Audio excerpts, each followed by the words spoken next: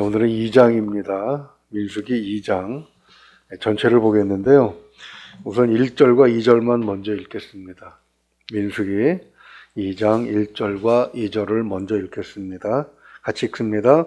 여호와께서 모세와 아론에게 말씀하여 이르시되 이스라엘 자손은 각각 자기의 진영의 군기와 자기의 조상의 가문의 기호 곁에 진을 치되 회막을 향하여 사방으로 치라. 아멘.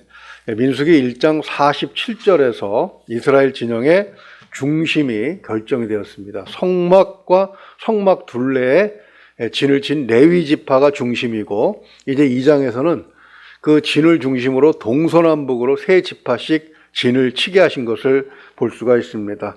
3절에서 9절까지 한번 우선 읽어볼까요? 3절에서 9절 같이 읽어보겠습니다. 동방 해 돋는 쪽에 진 칠지는 그 진영별로 유다의 진영의 군기에 속한 자라. 유다 자손의 지휘관은 암미나답의 아들 나손이요 그의 군대로 계수된 자가 74,600명이며 그 곁에 진 칠자는 이사갈 지파라. 이사갈 자손의 지휘관은 수알의 아들 느다네리요 그의 군대로 계수된 자가 54,400명이라. 그리고 스불론 지파라. 스불론 자손의 지휘관은 헬론의 아들 엘리압이요 그의 군대로 계수된 자가 57,400명이니 유다 진영에 속한 군대로 계수된 군인의 총계는 186,400명이라. 그들은 제1대로 행진할지니라. 아멘. 그렇게 해서 회막 동쪽에 진을 친 지파가 결정이 되었습니다. 유다를 중심으로 이사갈과 스불론이 자리하게 되는 것이죠. 그 다음에 10절에서 16절을 보게 되면 르벤을 중심으로 시므온과 갓 지파가 남쪽에 진을 치게 되어 있습니다. 그 다음에 이제 17절을 보게 되면 중앙에 레위 지파가 자리하게 된다는 설명이 있고요. 그 다음에 18절에서 24절까지 보게 되면 서쪽에 진을 칠 세 개 지파가 나오는데 요셉 지파 중심입니다. 에브라임이 중심이 돼서 므낫세와 막내 베냐민 지파가 자리를 잡게 되지요. 그리고 북쪽 25절에서 31절까지를 보게 되면 단 지파가 중심이 돼서 아셀과 납달리가 보조하는 형태로 되어 있습니다. 군대가 행진을 하는데 가장 중요한 것은 무엇이겠습니까? 에베소서 6장 10절 말씀에 의하면 우리 또한 영적 전쟁을 치르고 사는 사람들입니다. 영적 전쟁에서 승리하기 위해서 가장 중요한 것은 무엇인가? 그것을 오늘 말씀이 우리에게 보여주고 있습니다. 우리 32절에서 34절까지만 같이 한번 읽어볼까요? 32절에서 34절 같이 읽습니다. 이상은 이스라엘 자손이 그들의 조상의 가문을 따라 계수된 자니 모든 진영의 군인 곧 계수된 자의 총계는 60만 3,550명이며 레위는 이스라엘 자손과 함께 계수되지 아니하였으니 여호와께서 모세에게 명령하심과 같았느니라. 이스라엘 자손이 여호와께서 모세에게 명령하신 대로 다 준행하여 각기 종족과 조상의 가문에 따르며 자기들의 길을 따라 진치기도 하며 진행하기도 하였더라. 아멘. 어떤 전쟁이든 승리하는 데는 조건이 필요합니다. 성경에서 실제 전쟁을 비유로 영적 전쟁을 설명하는데 많이 사용하고 있죠. 그것은 전쟁의 원리는 거의 같다라는 것을 말씀하고 있는 것입니다. 그 전제하에서 이 비유가 성립이 되는 것이죠. 우리가 흔히 쓰는 한자 성어에 오합지졸이라는 말이 있습니다. 군인의 숫자만 많다고 강한 군대가 되지 않는다는 것이죠. 전쟁에 승리하려면 강한 군대는 필수적입니다. 그렇다면 영적 전쟁을 승리로 이끌 수 있는 강한 군대 조건은 어떻게 형성이 되어야 되는가? 첫째는 지휘관이 뛰어나야 됩니다. 오늘 본문을 보게 되면 계속해서 지휘관들의 이름이 각 지파별로 거론되고 있는 것을 볼 수가 있습니다. 그런데 이스라엘 군대의 총책임자, 가장 높은 지휘관은 누군가? 물론 모세와 아론을 언급할 수 있을 것입니다. 그러나 그들 또한 누군가의 지시를 받는 하급 지휘관일 뿐이죠. 2장 1절과 또 33절을 보게 되면 거기에 언급되었듯이 그들의 상관은 하나님이십니다. 하나님보다 더 뛰어나며 더 능력 있는 그런 지휘관이 누가 있겠습니까? 이스라엘 군대는 이미 강한 군대죠. 바로 그것을 하나님께서 증명하신 사건이 있습니다. 사사기 7장을 보게 되면 기드온과 300명의 용사에 대한 이야기가 나오죠. 하나님께서 군대를 모아라 했더니 얼마나 모였습니까? 3만 2천 명이 모였습니다. 그랬더니 하나님께서 다 돌려보내라 그러셨어요. 어떤 사람을 돌려보냅니까? 두려움에 떠는 자들은 필요 없다. 두려움을 가지고 전쟁에 참여하면 도움이 되는 것이 아니라 방해가 되는 것이죠. 그래서 다 돌려보냈는데도 여전히 2만 2천 명이 돌아가면서 1만 명 정도가 남았습니다. 그런데 하나님께서 또 돌려보내라 하셔요. 왜 그렇습니까? 군인의 자질이 부족하다. 물로 시험을 하셨죠. 훈련을 시키고 목이 말랐을 때 그래도 사주 경계를 하면서 물을 마시는 자와 그렇지 않고 허겁지겁 물만 마시는 자를 구분해서 남은 사람이 몇 명이었습니까? 300명이었습니다. 신약성경 에베소서 5장 23절은 그리스도께서 그 외에 머리됨과 같이라고 말씀을 하고 있죠. 교회와 성도가 벌이는 영적 전쟁에서 지휘관은 사람이 되어서는 안 됩니다. 목사가 되어서도 안 되고 장로가 되어서도 안 되는 것이죠. 오직 예수 그리스도가 대표가 되셔야 됩니다. 마가복음을 보게 되면 예수님이 가시는 곳마다 주님의 권세 앞에 마귀들이 벌벌 떨었습니다. 그들의 우두머리 사탄은 십자가를 이용해서 예수님을 꺾었다고 생각했지만 그러나 어때요? 주님은 십자가에서 오히려 죽음을 당하심으로 승리를 선포하시고 부활하셨지 않습니까?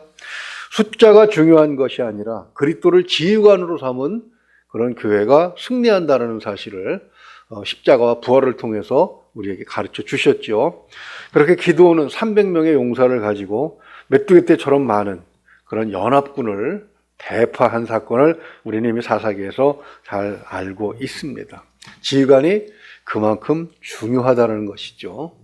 러시아가 우크라이나를 공격하면서 사흘 만에 다 점령할 줄 알았는데 지금 두 달 보름이 넘어 보름을 향해 가고 있습니다.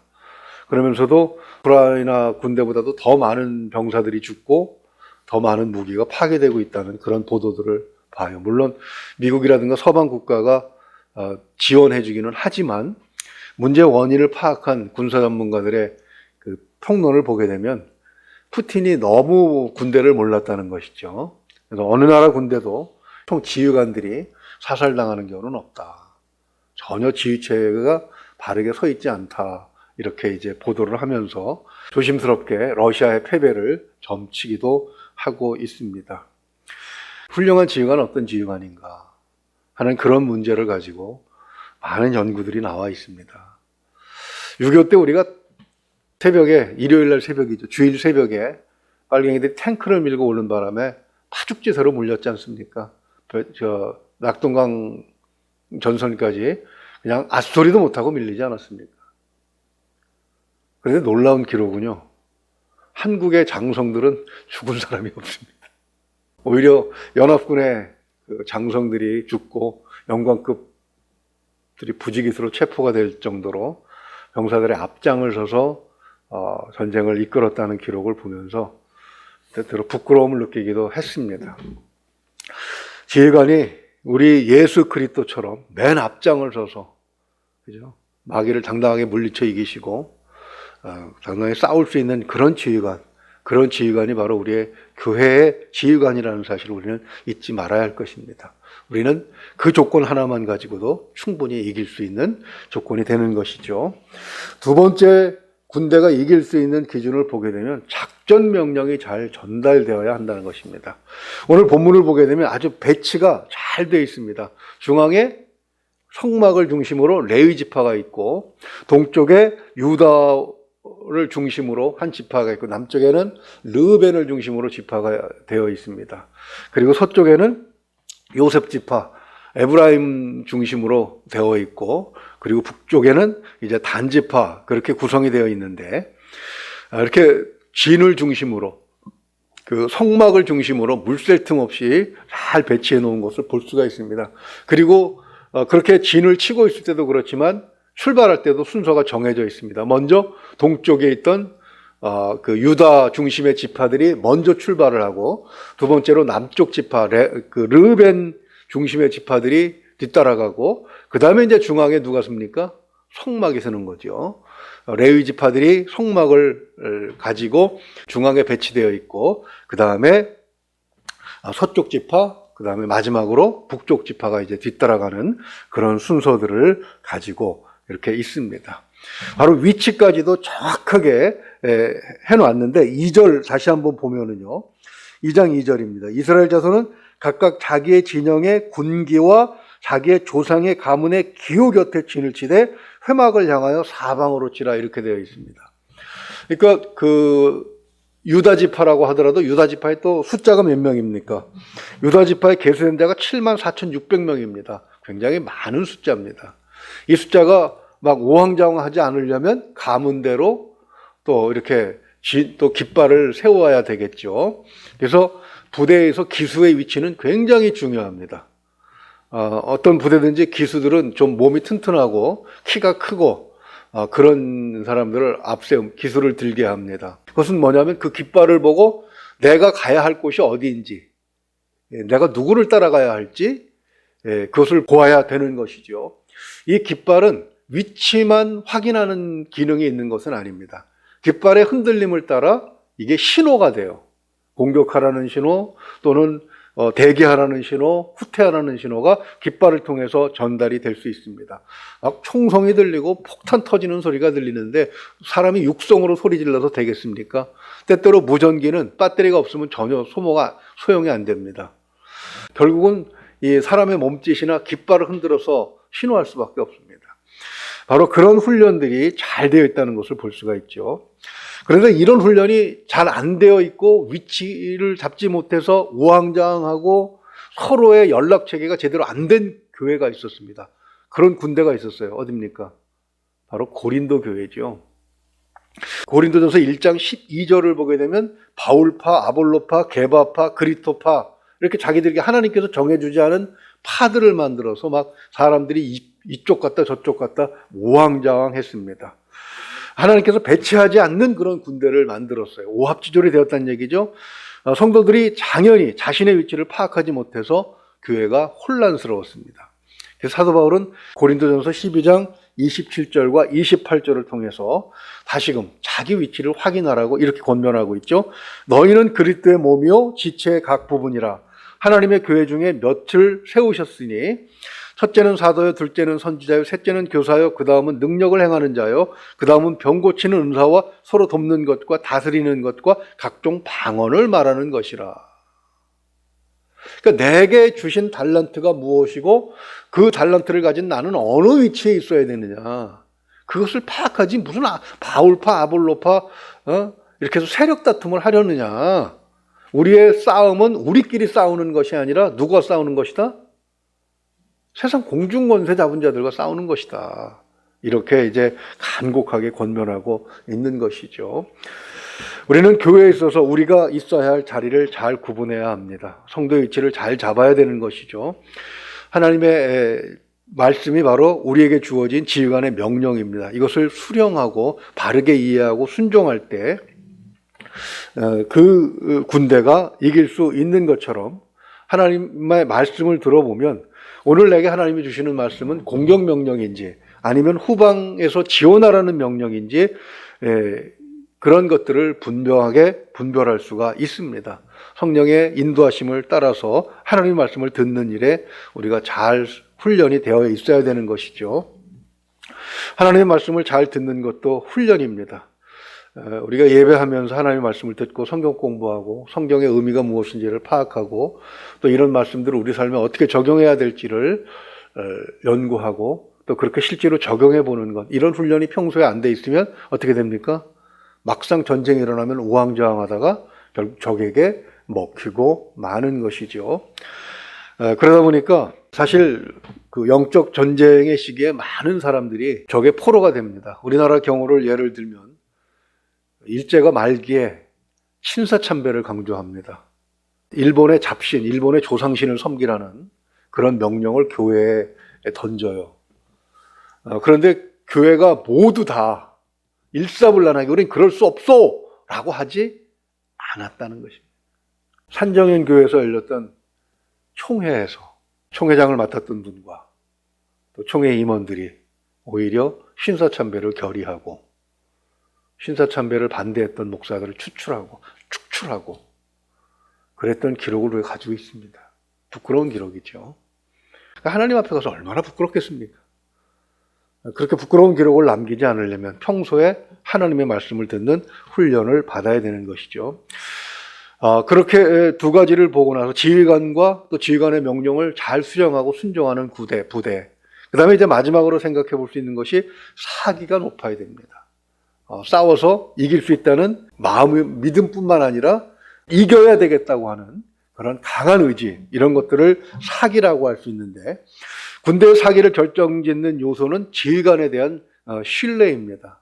저 사람이 정말 우리를 잘 이끌어서 승리하게 할 수 있다라는 신념이 없다면 누가 그 지휘관을 따르겠습니까? 저 지휘관을 따르면 언제라도 우리는 승리할 수 있다. 또 저 지휘관을 따르다가 전사를 한다고 할지라도 나의 죽음이 헛되지 않을 것이다. 이런 믿음이 있을 때 비로소 병사들은 사기가 높은 것이죠. 둘째는 좋은 무기입니다. 아무리 훌륭한 지휘관이 이끈다고 하더라도 병사가 좋은 무기 없이는 싸울 수 없습니다. 또 셋째는 보급입니다. 어떤 군대도 먹지 않고 입지 않고 잠자지 않고 싸울 수는 없습니다. 이스라엘 민족은 광야에서 이 세 가지 요소를 완벽하게 구비하고 있었어요. 지휘관은 물론 하나님이시죠. 그들에게는 하나님의 능력이라는 완벽한 무기가 있었습니다. 출애굽기 17장 8절을 보게 되면 이스라엘이 해방돼서 광야로 나와 처음 전쟁을 겪게 됩니다. 누가 쳐들어옵니까? 사막에서 지나가는 대상들을 약탈해 먹던 아말렉 족속과 전쟁을 치르게 되죠. 노예로서 한 번도 전쟁을 치러본 적이 없는 이스라엘이 어떻게 그 광야에서 잔뼈가 굵고 약탈로 역사를 이어가는 아말렉을 이길 수 있었습니까? 모세가 산꼭대기에서 기도할 때 그때 그들은 승리했고 손이 내려오면 패배하고 그렇죠. 또 광야 40년간 옷도 신발도 헤어지지 않았습니다. 만나를 끊임없이 공급해 주셨어요. 메추라기를 동원해서 고기도 먹게 해 주셨습니다. 이보다 더 완벽한 보급이 어디 있겠습니까? 오늘 말씀을 정리하면 그렇습니다. 하나님께서 이스라엘의 지휘자가 되어 주셨을 때 그들은 불가능을 가능으로 바꿨습니다. 사람이 도무지 살 수 없는 광야에서 40년을 살았고 노예 출신들이 가나안 땅의 원주민들을 몰아내고 그 땅을 정복할 수 있었습니다. 그 누구도 하나님의 계획을 방해하고 하나님의 목적이 성취되는 것을 방해할 수 없는 것이죠. 영적 전쟁 가운데 살아가는 우리는 항상 지휘관의 말씀에 귀를 기울여야 합니다. 지휘관의 명령을 이해할 수 있는 그런 능력도 키워야 되겠죠. 근데 그 명령을 따라 움직이는 것도 훈련을 받아야 됩니다. 그러면서도 하나님께서 배치해 주신 위치에 정확히 서 있어야 합니다. 하나님께서 영적 전쟁을 수행할 수 있도록 또 우리에게 필요한 물질도 바로 그 배치된 위치에 제대로 채워 주실 것이죠. 또 더불어 제일 중요한 영역도 영성도 공급해 주실 줄로 믿습니다. 바로 이것을 믿을 때 우리의 사기가 높아지고 우리는 사탄 마귀와 싸워서 이길 수 있고 세상의 유혹에 흔들리지 않게 되는 것이죠. 그의 머리 대신 그리스도를 항상 바라보면서 그분의 말씀을 이해하고 또 순종하기 위해서 결정적인 순간에 승리하기 위해서 말씀에 날마다 순종 훈련을 할 수 있는 우리 모두가 될 수 있기를 주님의 이름으로 축원을 드립니다. 기도하겠습니다. 은혜로우신 우리 아버지 하나님, 이스라엘을 광야로 이끌어내셔서 그들에게 계명을 주시고 이제 그들을 행진하게 하실 때에 하나님 이렇게 위치를 잡아주시는 모습을 우리가 오늘 보게 하심을 감사합니다. 가장 훌륭한 지휘관이 지휘하는 군대요. 또 모든 보급이 완벽하게 되어 있는 군대지만 병사들의 수준은 형편없이 떨어지는 노예 출신들이었음을 생각할 때 하나님 이들의 위치를 잡아주시고 이들의 행군할 순서를 결정해 주시고 이들에게 무엇을 요구하셨는지를 바라보면서 우리도 우리의 삶에서 하나님과 우리의 관계가 어떠해야 하는지를 바르게 알 수 있도록 지혜로 날마다 함께해 주시기를 소망합니다. 무엇보다 하나님의 말씀을 이해하고 순종하는 데 있어서 앞장서는 그런 군사들이 될 수 있도록, 영적 군사들이 될 수 있도록 우리를 붙들어 주시옵소서. 날마다 하나님 앞에 나올 때마다 승리한 보고서를 올리는 형통한 군대가 될 수 있도록, 그런 믿음의 사람들이 될 수 있도록 하나님 우리를 축복하여 주시옵소서. 지혜롭게 하실 줄 믿고 감사하오며 우리 주 예수 그리스도 이름으로 기도하옵나이다. 아멘.